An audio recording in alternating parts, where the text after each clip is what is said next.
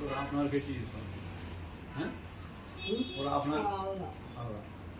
அவுட்டரில் தண்ணி அடிக்கலைன்னா உடனே யூஸ் பண்ணலாம். ஆமாம், அவுட்டரில் தண்ணி அடித்தா தான் ஹாஃப் அன் ஹவர் கழிச்சு யூஸ் பண்ணலாம். அந்த மோட்டரில் இருக்கிற தண்ணி வந்து வடியும்.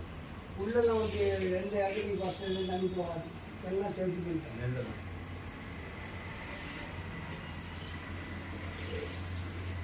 இது நல்ல ஐடியா. வெளில கீழே கொட்டாமல் இல்லைன்னா மிஷினே கழட்டி பண்ணுவோம் ஃபஸ்ட்லாம். அதான். ஆமாம், இது வர்றதுக்கு முன்னாடி மிஷின் தான் கழட்டுவோம். கேஸ் லாக் பண்ணி அந்த பக்கம் நட்டை கழட்டி எடுக்கணும். திரும்ப மாட்டும் போது அந்த பைப்பு செட்டிங் கிட்டிங் எல்லாம் பண்ணணும். திரும்ப லீக் எதாவது இருக்கான எல்லாமே செக் பண்ணணும்.